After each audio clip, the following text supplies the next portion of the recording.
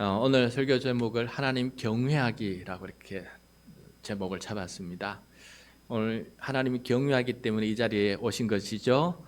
네, 주의를 지키고 예배를 드리고 우리의 시간을 하나님께 올려드리는 줄로 믿습니다. 우리의 마음에 하나님 경외심이 없으면은 하나님을 예배할 수 없다라는 것을 생각해 보게 됩니다.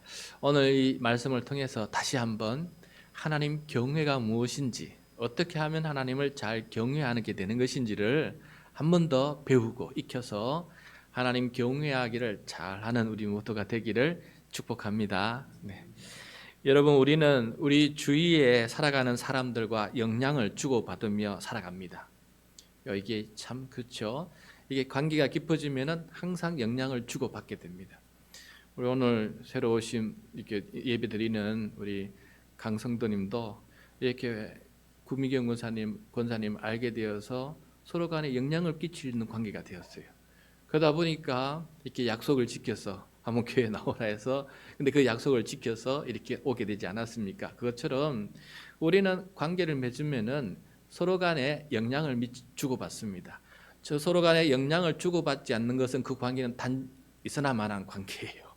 그 관계는 무익한 관계입니다. 왜냐하면 영향 주고받지 않으니까. 좋은 영향을 주고받는다는 것은 그 관계가 살아있는 관계다라는 의미 아니겠습니까? 그래서 좋은 것을 배우고 싶어 합니다. 좋은 것을 따라하고 싶어 합니다. 그래서 좋은 영향을 받고 싶어 해요. 그렇지만 따라하지 말아야 할 것도 있습니다. 이건 좋지 못한 것들은 따라하면 안 됩니다. 그런데도 이 나쁜 것임에도 불구하고 때로는 따라하는 것들이 종종 있어요. 왜 그럴까? 왜 나쁜 것 뻔히 알면서도 나쁜 사람의 영향을 따라서 할까? 경쟁에서 지지 않기 위해서 그래요. 경쟁에서 지지 않기 위해서, 내가 손해 보지 않기 위해서 그렇게 합니다. 또 내 생명과 내 생존을 위해서 이게 뻔히 잘못인 알지만은 그렇게 합니다. 또 남들이 다 하니까 나도 해도 되겠지 해서 그렇게 따라할 때도 있어요. 여러분, 이해가 되지 않지만은 이런 일을 하게 되면은 결국은 부작용이 따르게 됩니다. 내 삶에 내가 좋지 못한 일을 하게 되면은 결국은 내 삶에 좋지 못한 영향이 나타날 수밖에 없다라는 것이지요. 우리에게는 하나님의 말씀이 있습니다. 우리 하나님의 말씀은 우리의 삶의 절대 기준이에요. 이 하나님의 말씀에 영향을 받고 살아가야 됩니다. 그런데 하나님의 말씀에 내가 영향을 받아야 내가 하나님 형의 형상으로 닮아갈 수 있는 사람이 돼요. 그런데 하나님의 이 말씀에 영향을 받지 못하고 세상의 영향을 받으면은 세상이 원하는 형태로 내 삶이 자꾸 변해가게 되는 것입니다. 그래서 우리는 최고의 선이시고 최고의 아름다움이시고 최고의 지혜이신 하나님의 말씀에 절대 기준이 되어서 그 영향을 자꾸 받으려고 할 때 나는 아름다운 삶, 선한 삶, 지혜로운 삶을 살아갈 수 있는 거 아니겠습니까? 그런데 세상을 살다 보면 하나님께서 원하지 않는 일을 자꾸 하게 될 때가 있어요. 이게 참 우리의 연약함입니다. 우리의 죄악됨이에요. 우리의 죄인이다 보니까 뻔히 알면서도 불구하고 하나님의 말씀이 분명히 살아 운동력이 있어서 내 영혼의 골수를 쪼개기도 하는데도 불구하고 나는 추하고 그 말씀을 안 지키려고 할 때가 있다는 것이지요. 그때 우리는 이 사람으로서 넘지 말아야 될 선이 있어요. 그런데 그 선을 넘게 되면 어떻게 되느냐? 하나님의 사람으로 살지 못하게 돼요. 그래서 결국은 세상 사람과 똑같이 살게 돼요. 하나님의 사람이라고 말할 수 없는 사람이 돼요. 왜냐하면 그 마음속에 하나님 경외심이 완전히 바닥이 된 거예요. 그리고 세상처럼 그렇게 살고 싶은 마음이 가득 찬 겁니다. 그래서 하나님을 경외하는 마음이 사라지게 되면은 그냥 세상을 쫓아 살아갈 수밖에 없는 것이 우리의 모습이에요. 오늘 말씀은 이렇게 살아가려고 하는 이 백성들을 향해서 모세가 주시는 말씀입니다. 어떤 말씀이냐? 이제 이스라엘 백성이 애굽에서 탈출해 나왔어요. 그리고 하나님께서 주시는 약속의 땅에 들어가게 될 터인데, 그런데 이 약속의 땅은 진공 상태가 아니에요. 거기에는 이미 수많은 민족이 살고 있고 그 약속의 땅 주변에는 이미 수많은 민족들이 살아가고 있어요. 들어가는 순간 영향을 주고받을 수밖에 없는 상황 속에 살아가게 됩니다. 그런데 그때 들어가서 살다 보면은 어떤 일이 벌어지느냐? 모세는 참 하나님의 말씀을 잘 듣고 미래를 내다보는 지혜가 총명한 사람이었어요. 어떤 일이 벌어질 것이냐? 너희들도 주변 나라들처럼 인간 왕을 세워달라는 생각을 하게 될 것이다라고 말해요. 여러분, 이스라엘 백성은 누가 왕이십니까? 하나님이 왕이세요. 그런데 주변 나라들 보니까 왕이 있네, 군대가 조직되어 있네, 그 모습을 보니까 안정돼 보이거든요. 그래서 우리도 왕을 달라라는 말을 하게 될 것이다라는 것을 모세가 미리 말해주고 있어요. 이게 바로 주변 나라의 영향을 받는 거예요. 영향을 받는. 자, 그때 어떻게 해야 되는지 우리 모세를 통해서 한번 하나님의 뜻을 들어보도록 하겠습니다. 자, 14절 말씀, 오늘 말씀 14절 말씀 다시 한번 읽겠습니다. 시작. 네가 내 하나님 여호와께서 내게 주시는 땅에 이르러 그 땅을 차지하고 거주할 때 만일 우리도 우리 주위의 모든 민족들 같이 우리 위에 왕을 세워야겠다는 생각이 나거든. 자, 자꾸 생각이 나요. 주변에 보면은 자꾸 생각이 나도 이렇게 하고 싶다는 생각이 자꾸 수시로 나요. 이스라엘 민족은 비록 왕은 아니지만 하나님께서 그때마다 필요한 지도자를 세우셔서 그 모든 문제들을 해결해 나갈 수 있도록 하나님께서 기도의 사람, 말씀의 사람들을 세워서 일을 하세요. 그래서 지금까지 하나님께서 모세를 세워서 이끌어 오셨고 또 후계자 여호수아를 세워서 또 앞으로 약속 땅에 들어가게 될 것입니다. 그러나 모세는 왕이 아니에요. 여호수아도 왕이 아니에요. 오직 하나님은 왕이시고 그 말씀에 따라서 움직이는 종이었어요. 이게 바로 이스라엘의 정체성이에요. 이스라엘 백성은 하나님의 백성이에요. 그러니까 왕의 백성인데 그 왕은 누구냐? 하나님이기 때문에 하나님의 백성이에요. 인간 왕의 백성이 아니다는 거예요. 그러므로 이 정체성을 지켜나가야 되는데 조금 전에 말씀드린 것처럼 그 땅에 들어가 살다 보니까 주변 나라에는 왕도 있고 항상 지키는 군대가 있고 군궐이 있고 또 요새들이 절비하게 세워져 있고 뭐 전쟁을 하게 되면 너무 잘할 것 같고 외국 적이 들어오면 완전히 안전하게 막아줄 수 있는 것 같고 이게 부러운 겁니다. 그런데 이게 실제적으로 그래요. 앞으로 들어가게 되면은 지금 신명기 우리가 읽고 있잖아요. 그 다음에 무엇입니까? 여호수아. 여호수아는 약속의 땅을 점령하는 이야기 아니에요? 그럼 여호수아 다음에 무엇입니까? 여호수아 다음이 사사기.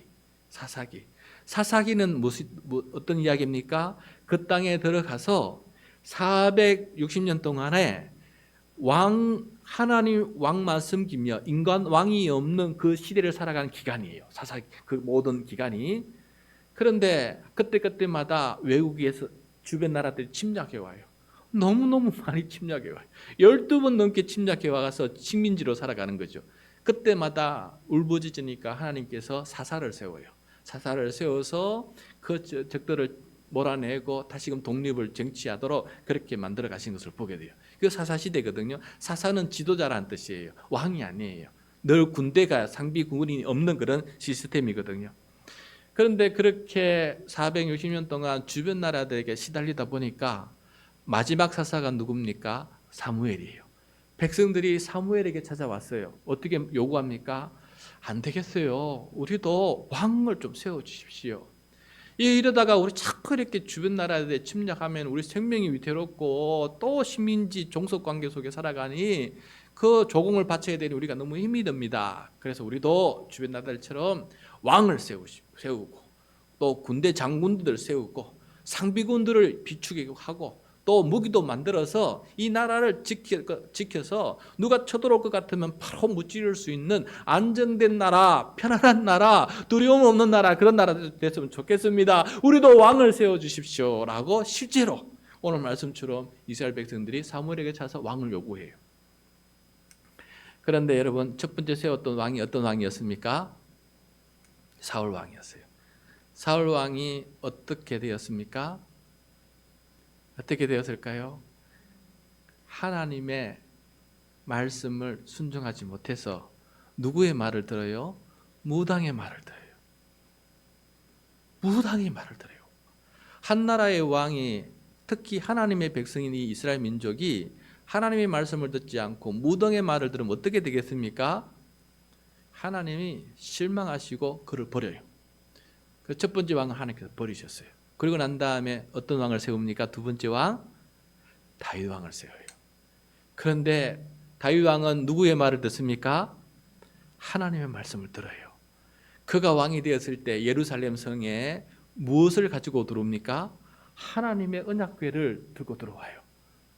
바깥에 있던 저 기브온 산당에 있던 다른 사람의 마당에 있던 그 법궤를 자기 성 안으로 그것 가지고 와요. 왜 그렇습니까? 법궤는 하나님의 보좌 아닙니까? 그죠? 하나님께서 그 앉아서 통치하신 자리가 하나님의 보좌 아니에요. 법궤 뚜껑이 하나님의 보좌 아닙니까? 하나님의 통치, 왕이신 하나님께서 이 왕궁에 들어오셔서 나를 다스려 주시고 이 민족을 다스려 달라는 의미예요. 그러니까 다윗 왕의 근본 마음은 사울과 달랐어요. 하나님의 법궤가 이 왕궁에 들어와서 하나님께서 통치하시고 왕이신 하나님께서 통치하시는 나는 하나님의 대리 통치자요.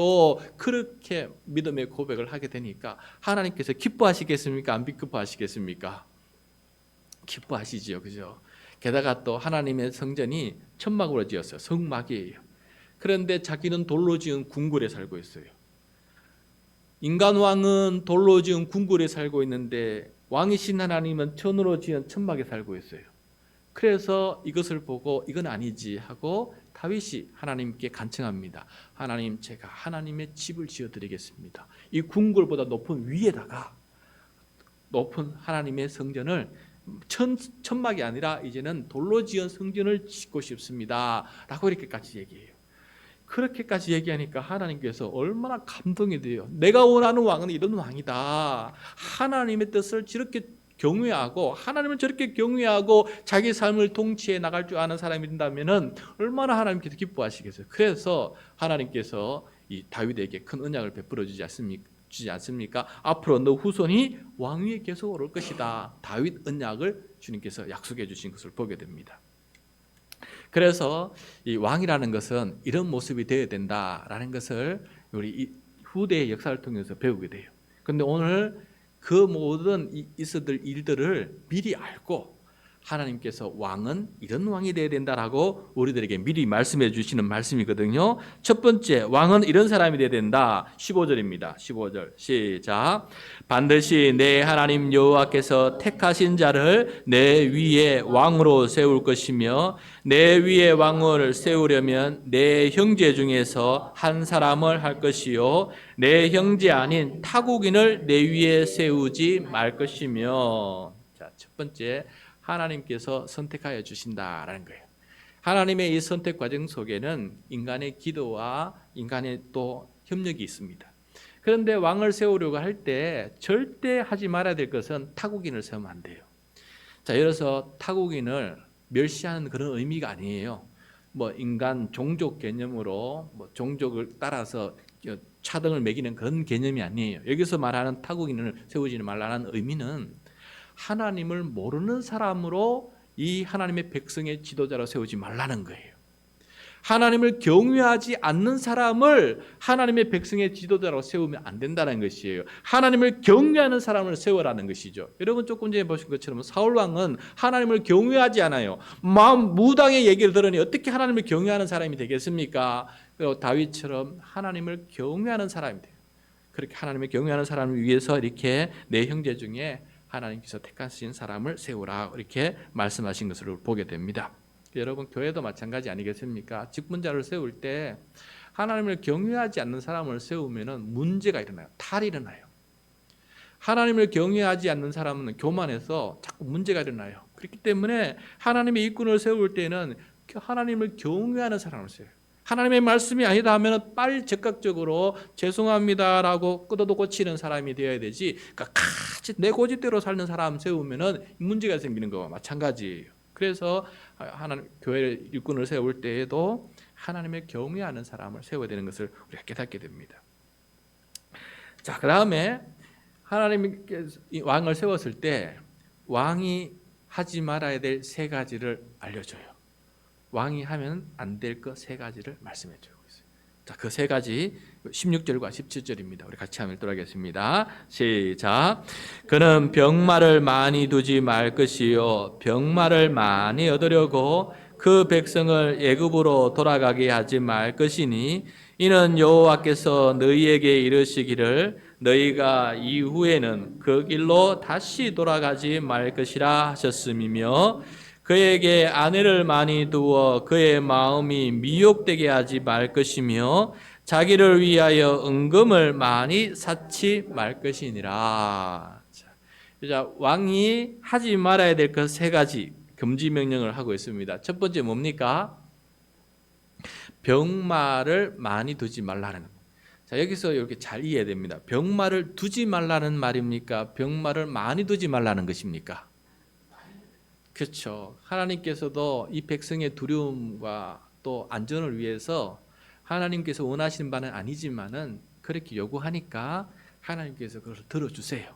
그래서 그러면 왕을 세워라. 대신 사무엘에게 말씀합니다. 여기는 말씀 없지만은 왕의 제도가 어떤 제도인지도 분명히 가르쳐 알게라. 그래서 그때 가르칠 때 내용이 뭐냐면은 왕을 세우면은 왕이 너희들 지배할 것이다. 두 번째, 군대를 조직해야 되기 때문에 너희들의 아들들을 다 징집할 것이다. 의무적으로 징집할 것이다. 세 번째로 군대와 왕과 그 신하들과 궁궐과 요새를 다 운영하고 만들어야 되기 때문에 너희들에게 세금을 거둘 것이다. 그 세금이 무게가 클 것이다. 그 어려움을 가르쳐라. 대신 가르쳐라. 가르치고 그것을 알고 해라는 거죠. 그런 다음에 왕에게는 오늘 이렇게 세 가지를 말합니다. 인간왕을 세울 때 왕은 첫째 병만을 두어야 되죠. 전쟁을 하려면 병마가 필요하지 않습니까? 병마를 두되 많이 두지 말라는 거예요. 많이 두지 말라는 거예요.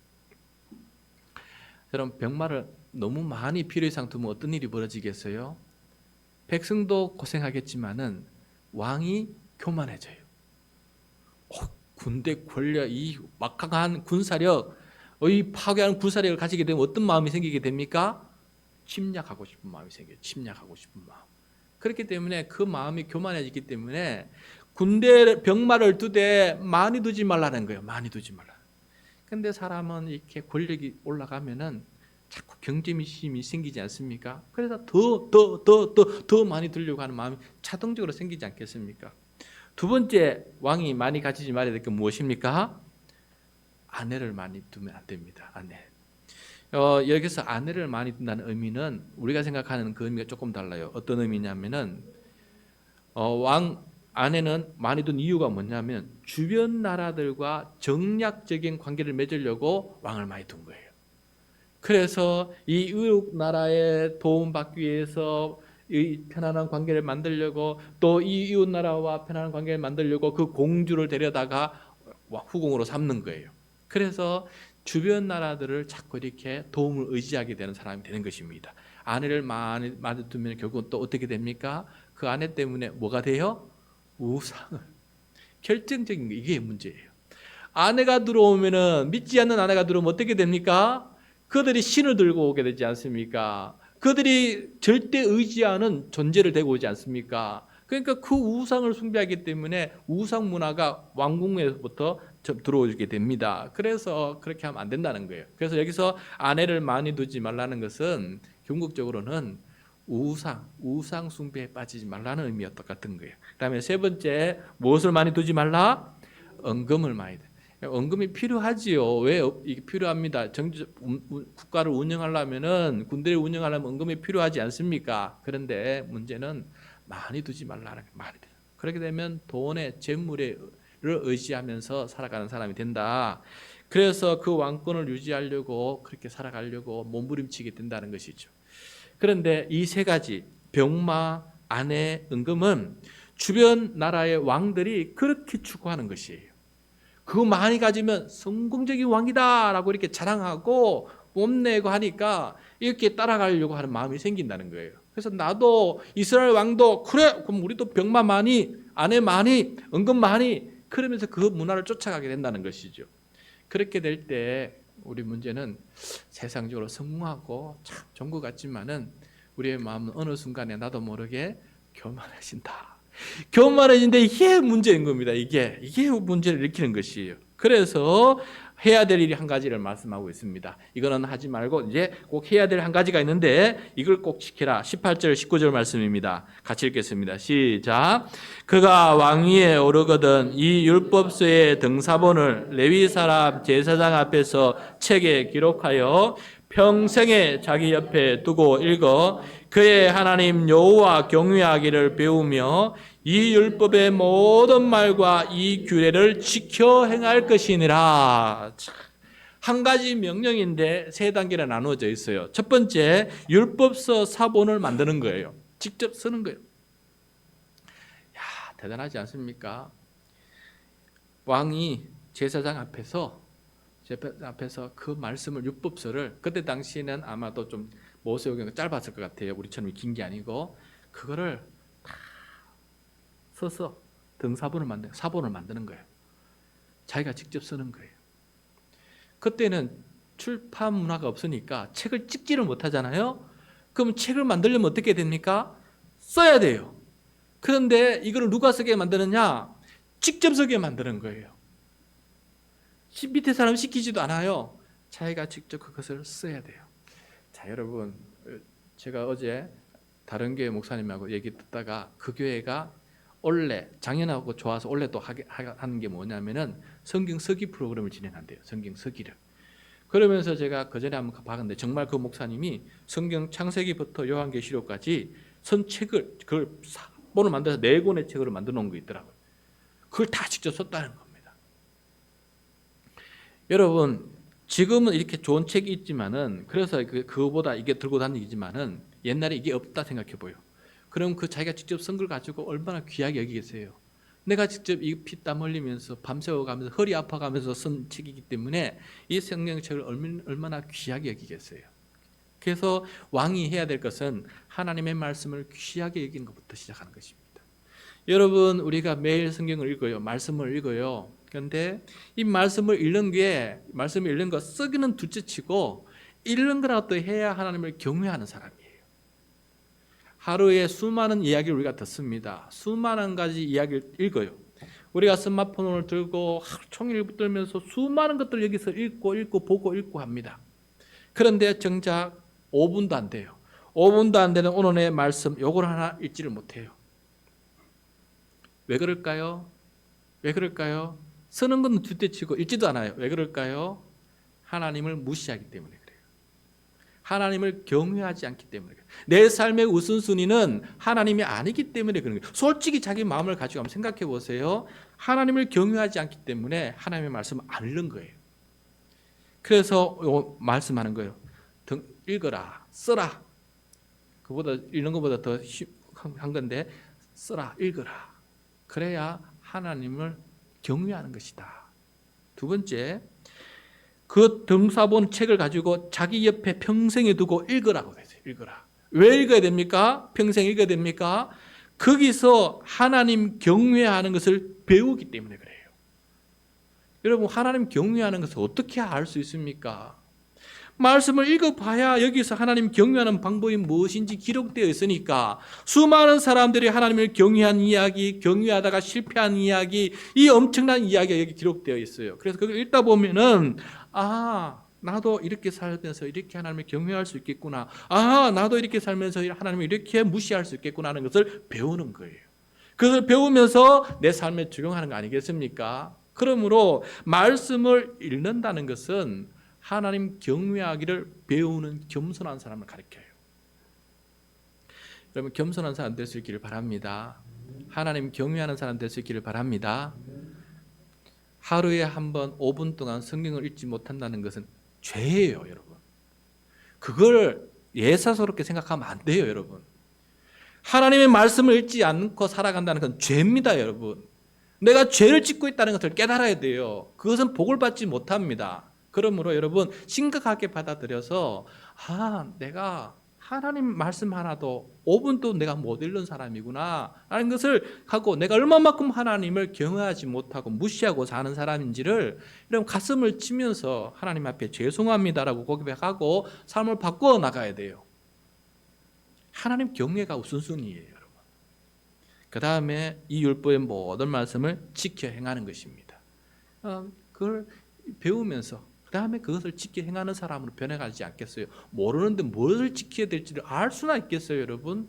알아야 뭘 지키는지 알겠지요. 그래서 말씀을 읽음을 통해서 무엇을 지키게 되는 건지를 자꾸 배우게 돼요. 안 그러면 자기 마음대로 살아가요. 자기 뜻대로 살아가요. 자기가 좋은 대로 살아가요. 자기 소견에 좋은 대로 살아가요. 이것이 하나님 심지어 이것이 하나님 좋겠지 생각하면서 자기 소견대로 살아가요. 그건 아니지 않습니까?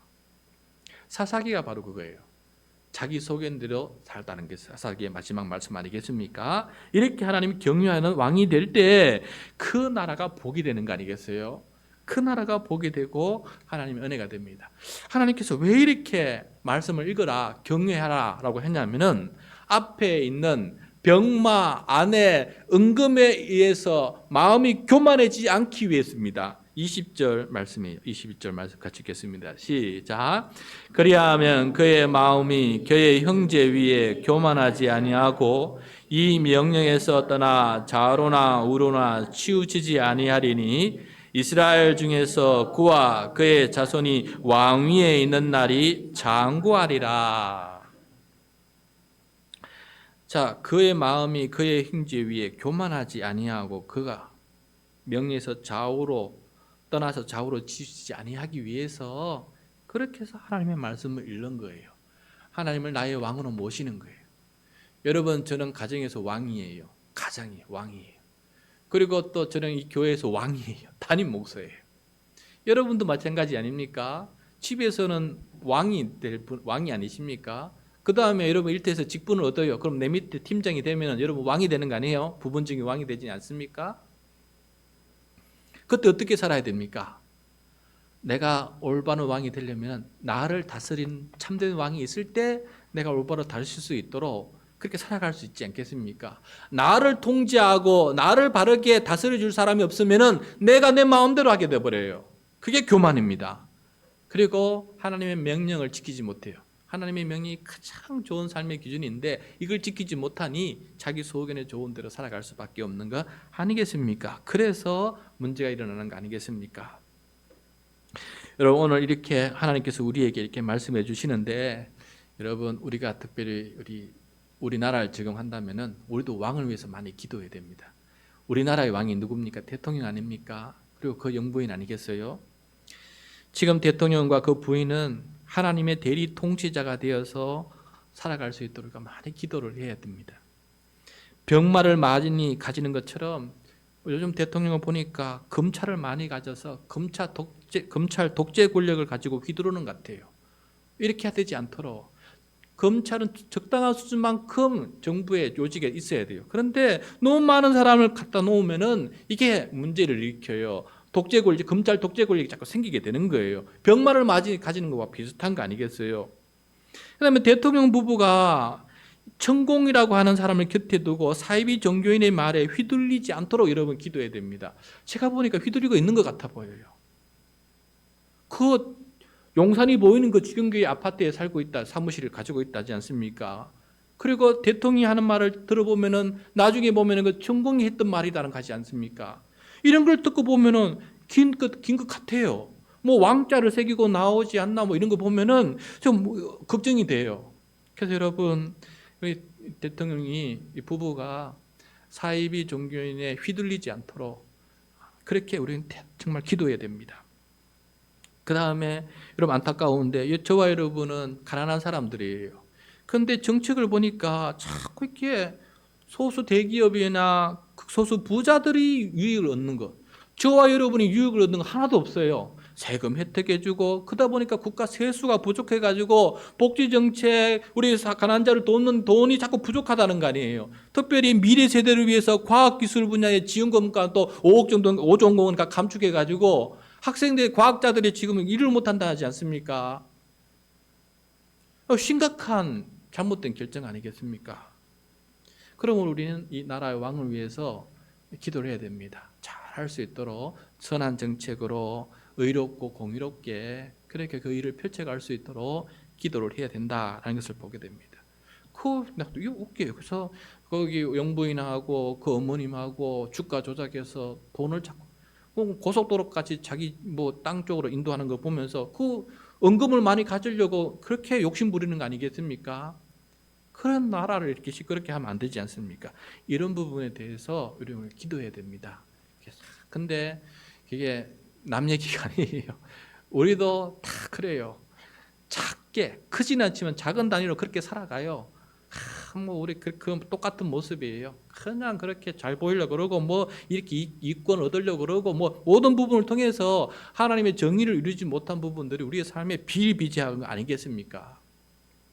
뭐 조금 더 가지려고 하는 이런 부분들이 우리로 하여금 하나님 앞에 교만하게 만들어서 결국 하나님의 뜻을 따르지 못하게 만들 때가 많이 있다라는 것을 우리가 꼭 명심해야 되겠습니다. 그래서 이 대통령과 정부, 여야, 정당의 국회의원들을 위해서 지자체장들을 위해서 우리 모두가 하나님의 그들이 대의통제가 되어서 주어진 권력을 정의롭게 공의롭게 그리고 겸손하게 국민들을 바라보면서 그렇게 칭찬받으면서 그 일을 할 수 있도록 많이 기도해야 된다라는 것을 그렇게 닫게 됩니다. 그리고 여러분 이거 꼭 하나 명심하시길 바랍니다. 우리도 사실은 대리통치자예요. 하나님께서 사람을 지을 때에는 하나님의 형상으로 지었다 하지 않습니까? 이 하나님의 형상의 의미가 무엇이냐면은 하나님의 성품을 가지고 하나님의 대리통치자로서 하나님께서 창조하신 모든 이 창조 피조 세계를 하나님의 뜻 가운데 잘 다스리도록 사람을 만들어 놓았어요. 그러니까 우리는 개개인 한 사람 한 사람이 모두 다 하나님의 대리통치자 개념과 똑같아요. 그리고 개개인이 작은 왕이에요. 내가 내 자신이 어떤 왕이지 않습니까? 그런데 우리가 이 내 삶을 이끌어 나갈 때 하나님의 대리통치자라는 마음을 가지지 못한다면은 우리 아무렇게나 살아갈 수가 있어요. 그래서 하나님의 말씀대로 내가 다스림 받아서 하나님의 말씀대로 내가 내 삶을 살아갈 수 있는 사람이 되는 것, 이것이 우리에게 꼭 필요하다는 것입니다. 그래서 우리도 왕 같은 제사장 아닙니까? 그래서 하나님의 대리 통치자로서 하나님의 통치를 받으면 내 삶을 통치하고 다스려 나갈 수 있는 그런 사람이 될 수 있기를 간절히 축복합니다. 이번 한 주간에도 특별히 설날도 있고 또 사순절이 다가오는데 이런 절기를 앞두고 더욱더 하나님 우리가 하나님 은혜 가운데 하나님의 대리 통치자의 모습을 회복해서 살아갈 수 있도록 지켜 보호해 주십시오. 그렇게 간절히 기도하며 오늘 이후로 매일 하나님의 말씀을 읽고 살아갈 수 있는 우리 모두가 되시기를, 하나님 경외하기를 배우며 살아갈 수 있는 우리 모두가 되시기를 간절히 축복합니다.